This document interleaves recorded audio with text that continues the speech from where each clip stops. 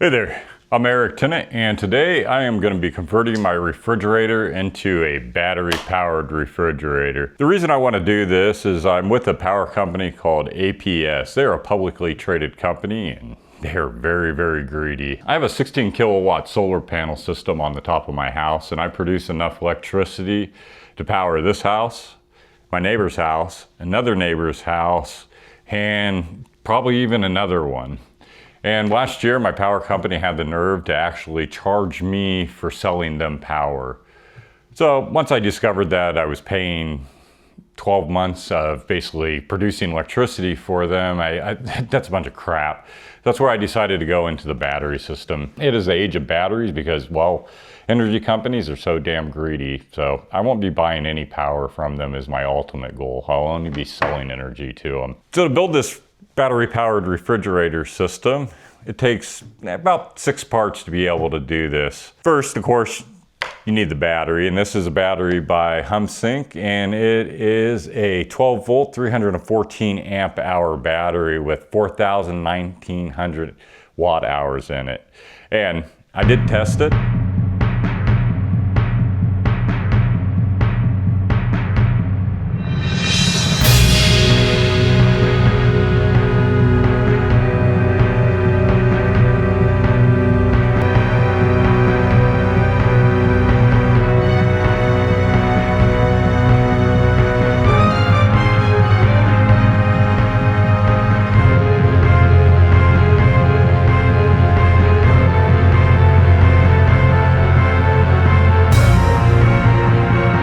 Humsienk passed its test with flying colors. It pulled 4,186 watts out of the advertised 4,019 watts. The next part you're going to need is called an ATS. Many people may know these as UPS or uninterrupted power supply. And what this does is, say this is your main lead here plugged into your grid. Say your grid goes out, it'll kick into your secondary one here, which will have plugged into an inverter. To be able to control all this, I will be using a Zigbee smart controller. Quite a few brands that make these. I'll link the ones I use down in the description below. But this works with Home Assistant and gives me the ability to program the switch to come on and off during any conditions. So say when my solar power isn't producing any energy and it wants to pull from the grid, well, it would click over and then it would start using the battery to basically power the fridge from the battery supply. Once the system basically had power again from the sun, it would click back over, allowing the fridge to be back on grid and would also start charging the battery back up to full. Pretty basic system. A lot of people don't understand Home Assistant and stuff like that. And for that, if you're being charged peak rates and you want to get rid of it, there's a much simpler way to do it. You can actually just use a timer. My power company, between the hours of 4 and 7 is when they do the peak rate. And say you use 1 kilowatt during the summer, they will multiply that times $20 for your fee. So it doesn't sound that big of a deal, $20 on your power bill.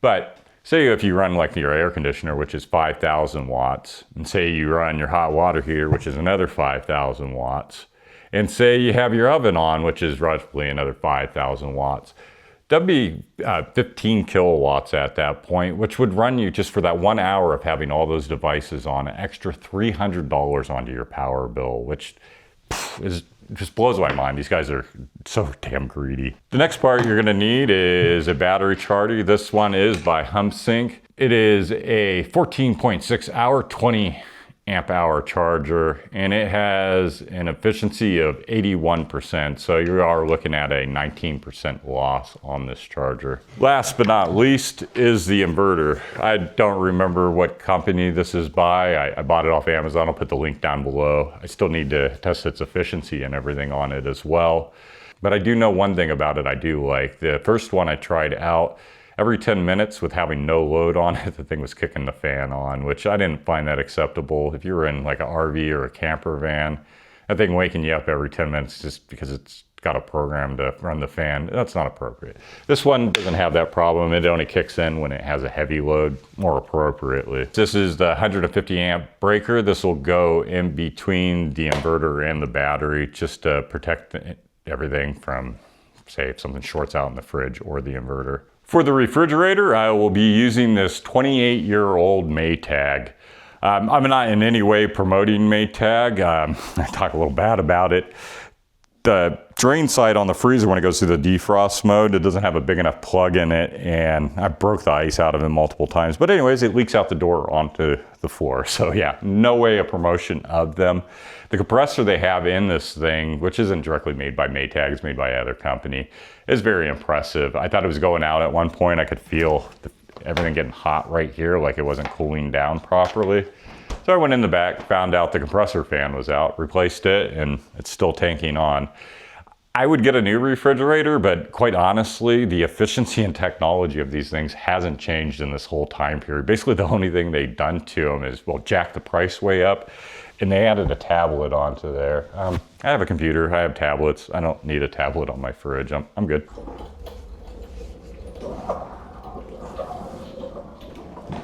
This here is a stud finder. This helps you find where the actual boards are in the wall. So I got one there and pretty much marked it all the way down to where the stud's at. You can find these down in the description below. They're helpful. It may not be this model, but they're pretty common. Many companies. So I just got to figure out roughly where I want to mount the inverter now. Probably right there. So I'm going to put my first hole right there.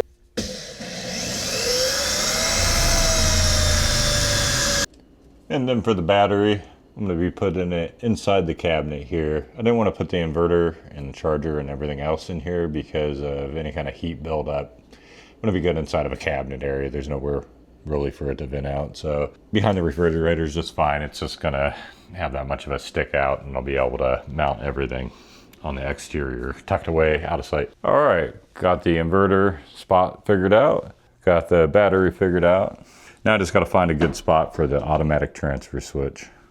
AC input 2, so that would be the inverter when the main goes out. So all this works as a great battery backup as well. So if there's any kind of power failure on the grid, the main would go out, and just by default, the way this works, it would kick into the inverter side and feed whatever appliance. So I think right here actually works quite fine.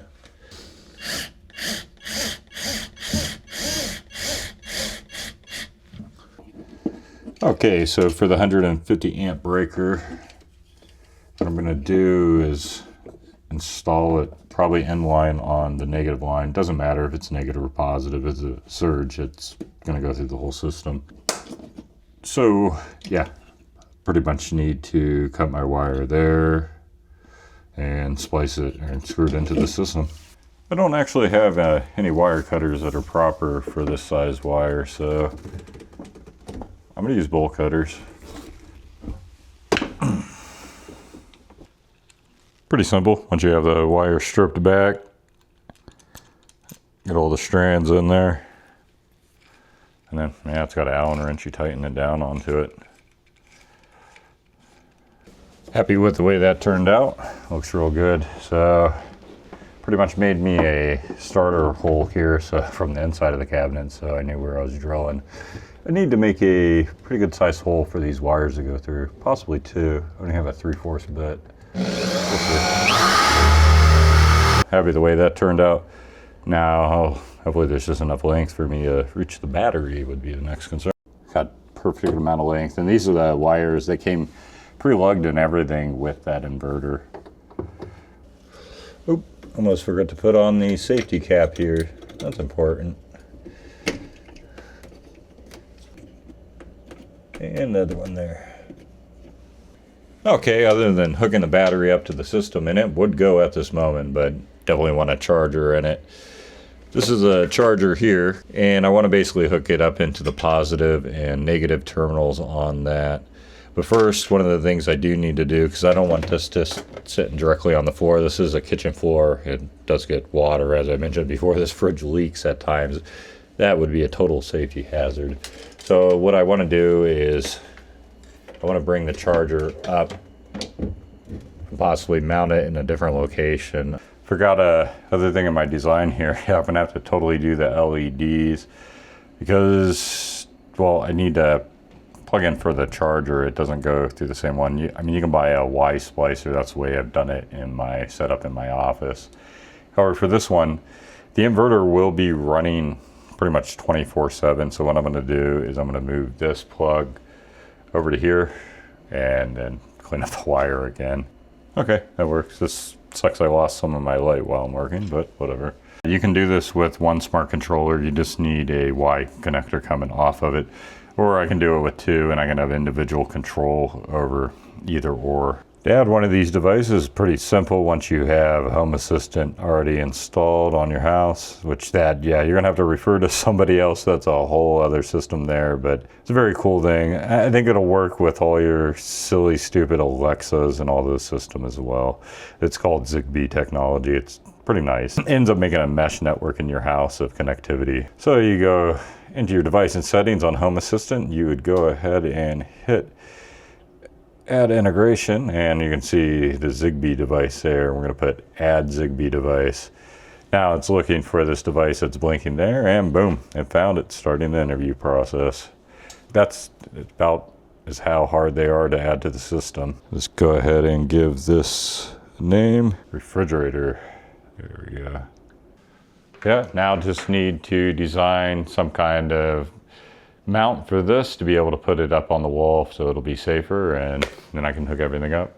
Okay, so I designed and printed out these brackets. First one I made the hole a little small, it was 4 millimeters. Next one I went up a little bit, 5 millimeters. Should work a little bit better with my screws I have.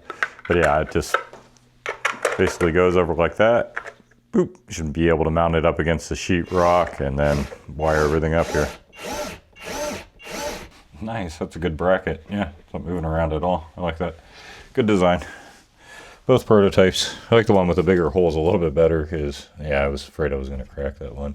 But yeah, you can find those down in the description below as well. That'll link you over to my Does Plastic account where the model will be able to download it and you can print it off or find a company to print it for you. La la la. Oh yeah, and additionally, I run a plastic YouTube channel called Does Plastic. Fun part. Wire it all up and make sure it works.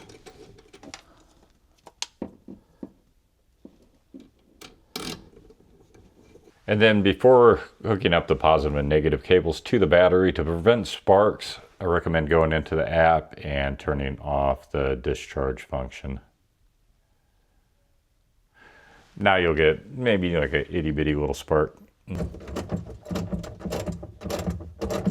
You want to get them fairly tight when you're doing it by hand tight, but you don't want to grill it to where you rip the post out of the ABS plastic. You just want to make sure you got really good contact.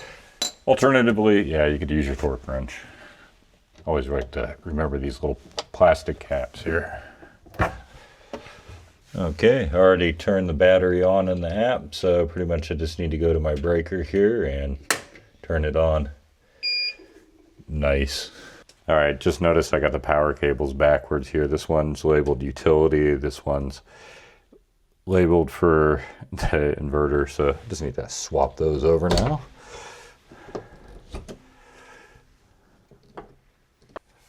So as you can see, the inverter has a on and off switch here. Should be able to run my LEDs off of it now. And this button should kill the whole inverter system. Yep, there we go. Turn all that back on.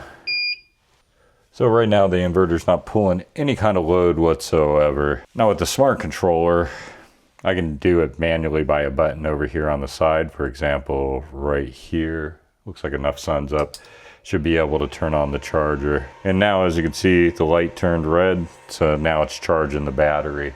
Pretty much the idea is that'll only turn on when there's solar available. Pretty much the same thing with this one up here, but except I'll be able to isolate the loads. A couple hundred watts for the refrigerator, it's like 300 watts for the charger, so I can pretty much program from there which one I want to have on. Let's turn that charger off for now because it's a little obnoxious. Now we can switch this over by simply turning off the utility here. We'll switch the automatic transfer switch over and it'll go into the inverter then. So now the refrigerator is running purely off the inverter. Let me check that myself. Should have some filter lights lit up here in the front asking me to change it. Yep, so right now I'm running purely off the battery powered. it is all connected in there. So now, one of the things I need to do here now is, I'm not satisfied the way the wires look. So I'm gonna go ahead and attack it with quite a few zip ties here, clean that all up.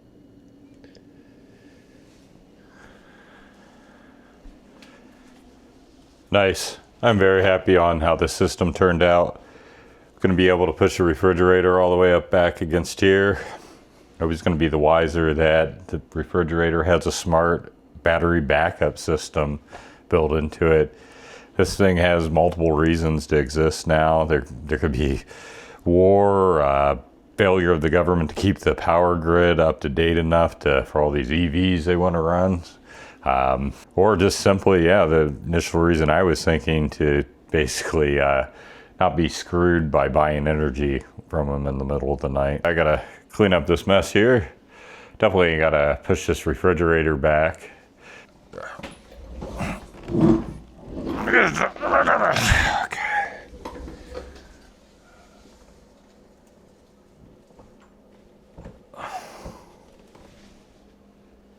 I'm very happy on how this project turned out. So you can find all these items down in the description below. You can find the Humsienk battery, the inverter, the breaker, the Zigbee smart controllers, and any of the tools that I used throughout this project.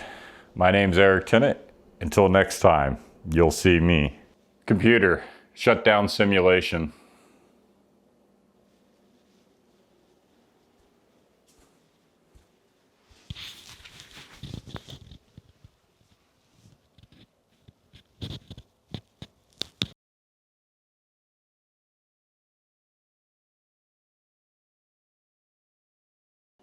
Ba, ba, ba.